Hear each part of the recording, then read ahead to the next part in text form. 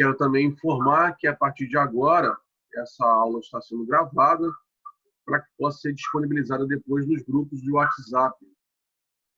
Quem assistiu vai poder assistir mais uma vez, se quiser, e quem não assistiu vai poder assistir a gravação dessa nossa aula telepresencial, né? Podemos dizer assim. De acordo com a programação, esse nosso quarto dia de treinamento, o tema é marketing pessoal.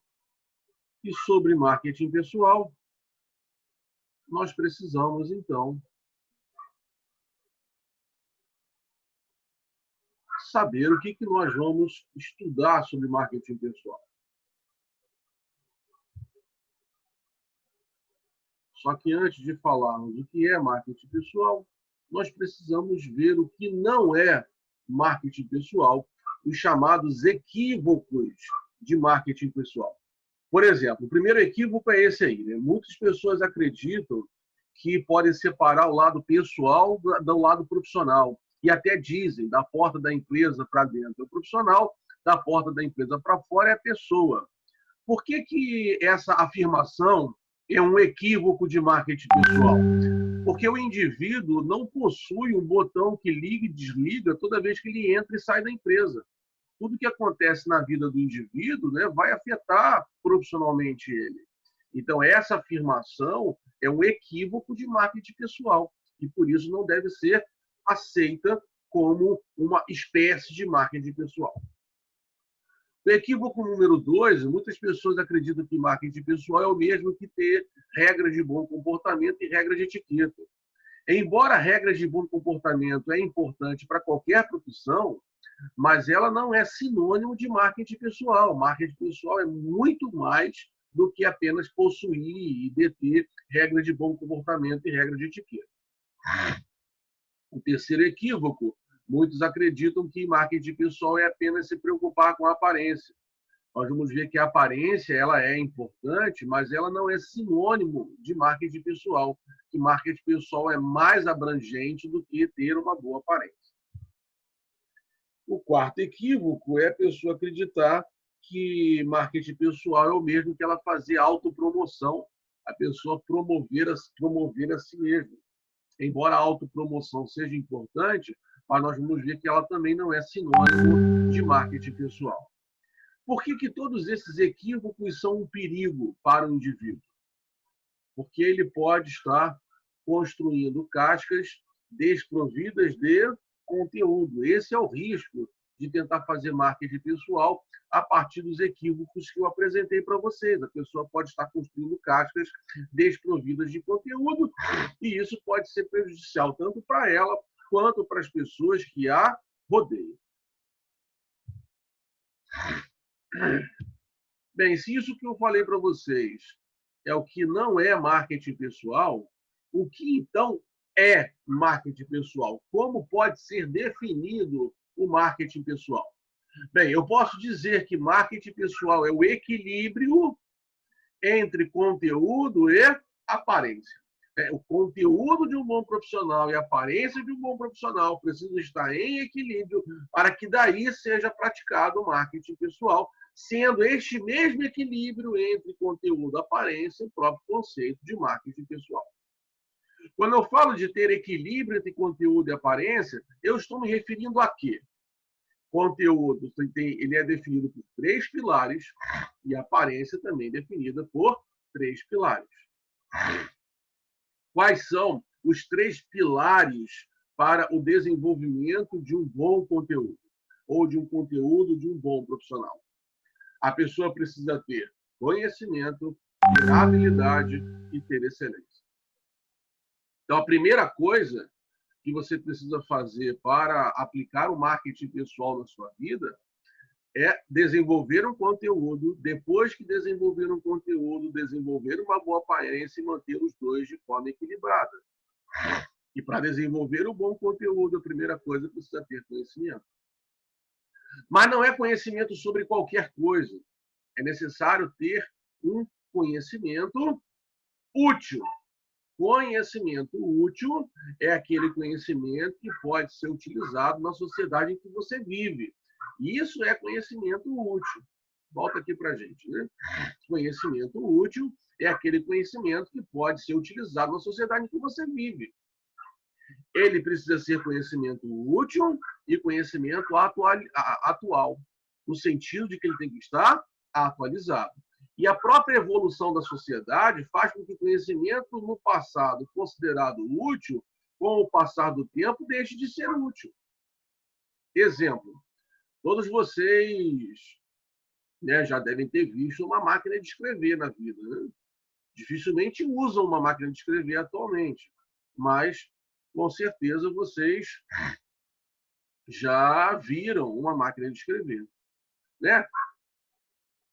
Início da década de 90, por exemplo, a, a máquina de escrever era um instrumento de muita utilidade no início da década de 90. Né? Até o início da década de 90 era de muita utilidade.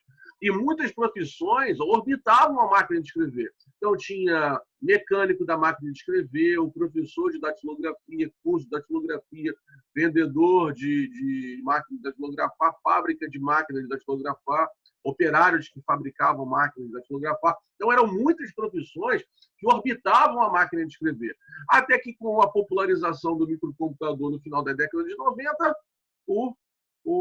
a máquina de escrever deixou de ser utilizada. Hoje, né, pelo rosto de vocês aqui na sala, eu posso até dizer que muitos sequer utilizaram uma máquina de escrever na vida.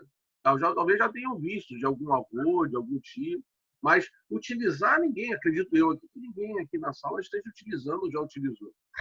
Por quê? Porque a máquina de escrever agora é uma questão de museu, se tornou uma peça obsoleta. E conhecimento sobre máquina de escrever também se tornou algo obsoleto. Por isso que, quando eu falo que é importante ter conhecimento, não é conhecer qualquer coisa, é necessário ter conhecimento útil e atualizado. O segundo pilar é ter habilidade. Está aí, né? Ter habilidade. Esse é o segundo pilar. Ter habilidade. O que é habilidade? Habilidade é a prática do conhecimento.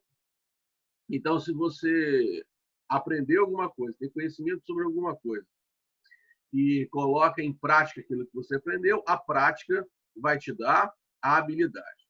Isso significa, então, que quanto mais prática, quanto mais você praticar o conhecimento que você tem, mais habilidade você terá.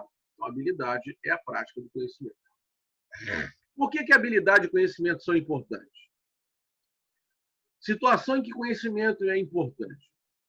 Será que algum de vocês aqui na sala faria uma cirurgia com uma pessoa que sequer frequentou a faculdade de medicina? Faria uma cirurgia com uma pessoa que nunca frequentou a faculdade de medicina? É claro que não, né? Talvez a pessoa diga para você o seguinte: mas eu estou bem motivado, eu estou disposto, eu estou afim, eu estou motivado, eu estou alegre, eu estou feliz. Embora essas sejam sensações, sentimentos importantes, mas não basta só isso para a pessoa poder fazer uma cirurgia. Se ela nunca estudou, né? Dificilmente ela, estando só motivada, disposta, ela vai ter sucesso. Isso nos ajuda a entender que a disposição, isso é importante, mas não substitui o conhecimento. A pessoa precisa aprender. Outra situação que mostra que a habilidade é importante.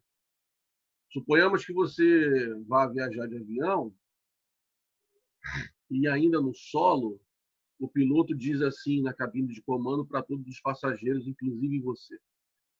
Diz assim, né? Quero dar boas-vindas a todos e bom dia e de antemão avisar para todo mundo que hoje é a primeira vez que eu vou estar decolando. Nunca decolei antes, hoje é o primeiro dia. Espero que todo mundo reze e cruze os dedos para dar tudo certo. Será que você viajaria com ele? Sendo a primeira vez? Muito difícil que alguém fizesse isso, né? Na vida prática, isso é muito difícil de acontecer, né? Que o piloto, para poder assumir o comando de uma aeronave, ele precisa precisa ter horas de voo. Né? Ele jamais vai decolar a primeira vez assim sozinho. Né? Por quê? Porque é importante numa atividade de grande responsabilidade que a pessoa venha a ter habilidade. Então, esses dois exemplos que eu citei para vocês mostram como é importante a pessoa ter tanto habilidade quanto conhecimento. Senão, ela não consegue ter sucesso profissional. O terceiro e último pilar para desenvolver um conteúdo de um bom profissional é ter excelência. E das três, essa é a mais difícil para colocarmos em prática. Ter excelência. Primeiro, nós precisamos entender o que é ter excelência ou ser excelente. Excelência é aquilo que tem de melhor, é aquilo que está mais próximo da perfeição. Excelência é o zero defeito, é o zero erro. Uma coisa excelente é o que não tem defeito, não tem falha, não tem erro. Isso é muito difícil, porque nós vivemos hoje numa sociedade em que não somos ensinados a sermos excelentes. Pelo contrário, nós somos ensinados a sermos mais ou menos. Não somos ensinados a sermos excelentes. Nós somos ensinados a sermos mais ou menos. Exemplo, o aluno vai fazer uma prova e sabe que a média para aprovação é 6. Ele fica satisfeito se ele tirar nota 6. Ele pensa, se eu tirar 6 eu passo. Mas pensar dessa forma não é pensar de forma excelente. Pensar dessa forma é pensar de forma mediana. Pensar de forma excelente é quando ele pensa em não, se é de 0 a 10, eu vou me esforçar para conseguir um 10 e não ficar satisfeito com 6. Mas será que é realmente importante ser excelente? Imagine que você fosse dono de uma empresa e tivesse que mandar 50 pessoas embora. Você mandaria os excelentes ou os mais ou menos embora? Eu tenho certeza aqui que todos mandariam embora os mais ou menos, né? Você gostaria de ficar com você os excelentes. E uma outra situação, você está entrevistando 2 pessoas para contratar e vai contratar uma só. E você, na entrevista, percebe que uma pessoa é excelente e que a outra é mais ou menos. Qual que você contrataria? Com certeza, mais uma vez, eu acredito que todos nós aqui contrataríamos a pessoa excelente. Porque nós queremos para a gente sempre aquilo que tem de melhor. Sempre queremos aquilo que tem de melhor. Agora, a pergunta é, será que nós somos o melhor para os outros? Será que nós fazemos as nossas coisas sempre buscando a excelência? Ou a gente fica satisfeito com mais ou menos? Bem, se nós desenvolvermos esses 3 pilares, ter conhecimento, ter habilidade e ter excelência, nós podemos dizer, então, que nós desenvolvemos um conteúdo de um bom profissional. Desenvolvido o conteúdo de um bom profissional, o próximo passo agora é desenvolver uma aparência de um bom profissional. Para isso, nós vamos precisar vender-se, mostrar-se, fazer promoção de si mesmo. Significa que nós temos que aparecer, desabrochar, mostrar. As pessoas só vão contratar os nossos serviços se souberem aquilo que a gente faz, qual é a nossa qualidade, qual é o nosso diferencial, quais são nossas capacidades, nossas capacitações. Portanto, fale sobre si mesmo, mostre-se, desabroche, venda a si mesmo. Para conseguir fazer isso, foi desenvolvida uma teoria chamada Empreusa. Tá? Quem destaca aqui em cima. Ó. Empreusa. Empreusa é uma teoria que diz que você pode aplicar as técnicas de administração de uma empresa para o eu. Eu vou administrar minha carreira profissional da mesma forma que estivesse administrando uma empresa. Para isso, foi reunido todas essas técnicas em 6 departamentos importantes. Estocagem, produção, cobrança, embalagem, marca e planejamento. O que seria um departamento de estocagem do indivíduo? O que nós podemos estocar? Nós podemos estocar os conhecimentos. Você só colherá os frutos das sementes que estiverem plantadas em seu cérebro. Ou seja, você só será capaz de fazer aquilo que antes você aprendeu. Portanto, aquilo que nós podemos e devemos estocar é conhecimento. O departamento de estocagem do indivíduo é o conhecimento. Nós devemos sempre aprender cada vez mais. E eu costumo dizer que conhecimento é igual a dinheiro, né? Da mesma forma que você não joga dinheiro fora, você não deve jogar conhecimento fora. E da mesma forma que dinheiro, quanto mais, melhor. Conhecimento também, quanto mais, melhor. Departamento de estocagem, então, são os conhecimentos que nós temos e adquirimos. Departamento de produção é a nossa mente. E a mente deve produzir boas ideias. Por que é importante produzirmos ideias? Vamos voltar aqui para a gente. Por que é importante produzirmos ideias? Por uma questão muito simples. Tudo que hoje existe, antes de existir, foi uma ideia na mente de alguém. Alguém teve que projetar as coisas que existem. Então, tudo que hoje existe, antes de existir, foi uma ideia na mente de alguém. Daí a importância de produzirmos boas ideias. Só que para produzirmos boas ideias, nós precisamos vencer duas barreiras.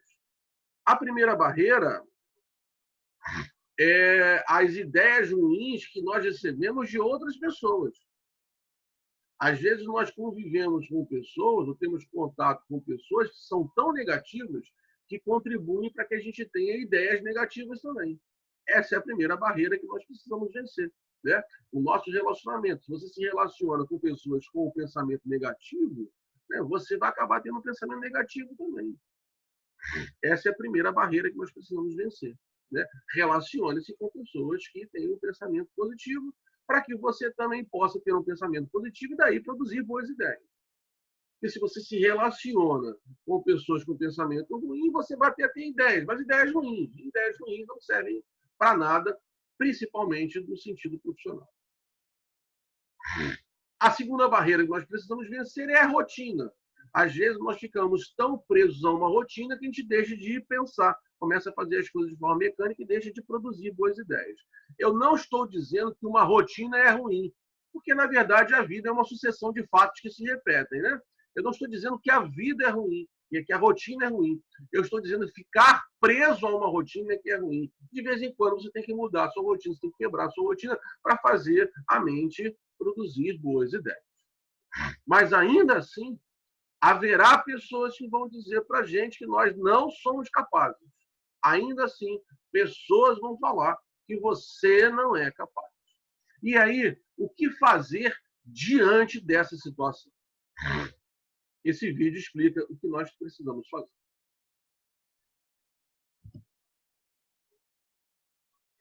Olha esse vídeo.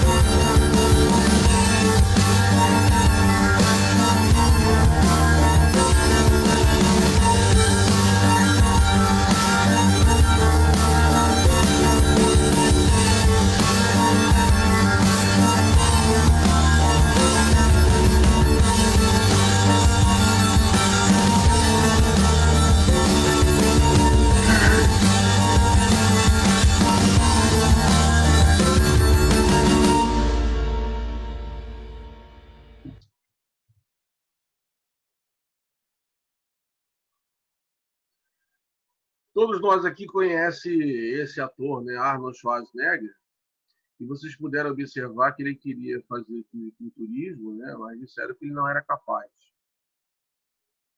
E ele foi campeão, lembram quantas vezes foram? 13 vezes seguidas, salvo engano. Né? Disseram que ele também não seria um bom ator, e ele foi um dos atores mais bem pagos de sua geração. Falaram que ele não seria político, e ele conseguiu ser governador de um dos estados dos Estados Unidos. Isso nos ajuda a entender uma coisa, né? Que em todas as profissões que ele se propôs, foram 3, né? Fisiculturista, ator e político, ele chegou no topo de todas elas. E como que ele conseguiu isso? Não dando ouvido para pessoas negativas. Então, se alguém falar que você não é capaz, não dê ouvido para essas pessoas, mesmo que sejam pessoas próximas de você. Bem, próximo, depois de produção. O próximo é a cobrança. Nós devemos ser os nossos maiores cobradores. Será que você se cobra pelas coisas que prometeu a si mesmo, que até hoje não conseguiu realizar? Nós devemos ser os nossos maiores cobradores, no sentido de que aquilo que nós prometemos a nós mesmos, nós temos que nos esforçar para cumprir. Esse é o departamento de cobrança.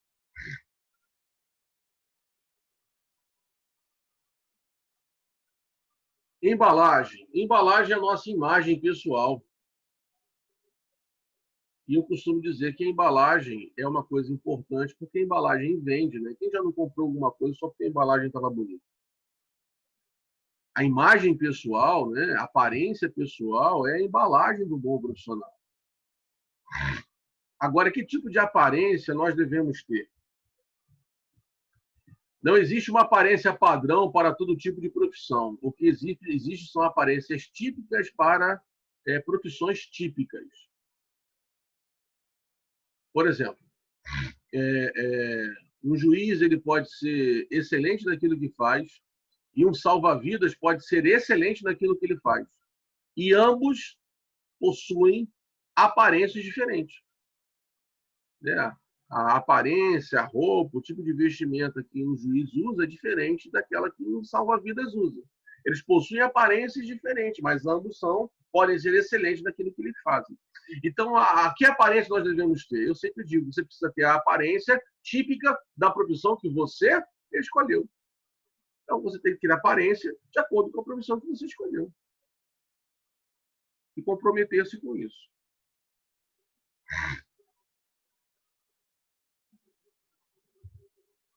A próxima é marca.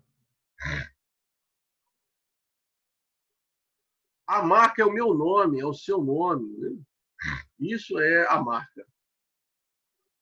E nome que eu me refiro aqui é muito mais do que aquilo que está no RG. O nome que eu me refiro aqui é a reputação.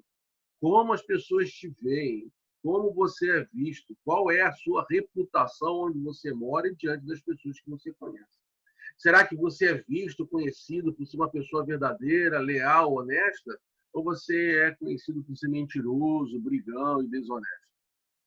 Uma boa marca, um bom nome, fará com que você possa recomeçar tantas vezes quanto forem necessários.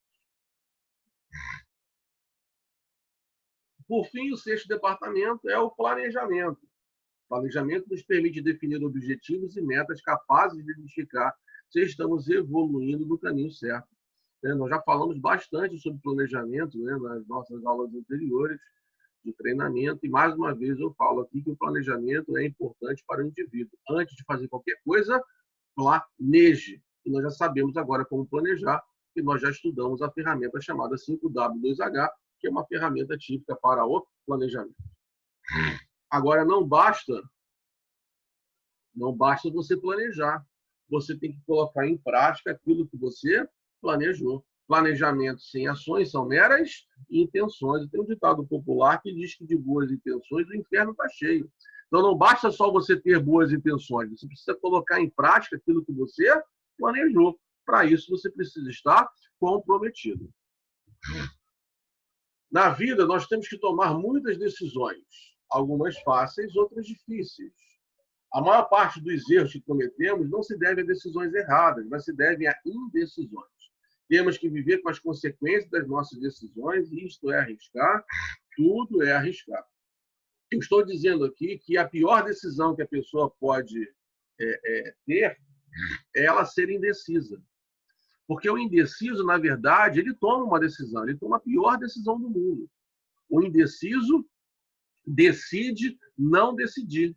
E quando o indeciso decide não decidir, ele permite com que outras pessoas decidam por ele. E quando alguém decide por você, na maioria das vezes, não toma as melhores das decisões. Então, se uma coisa vai dar certo ou se uma coisa vai dar errado, que dê certo ou errado a partir de uma decisão que vocês tiveram, não uma decisão que outras pessoas fizeram. Portanto, não permita com que o medo de errar os impeça de tomar decisões.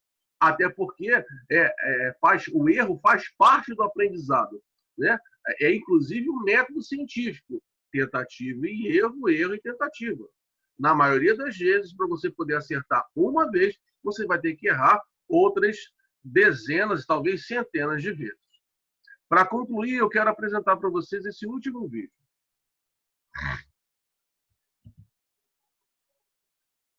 Vejam só.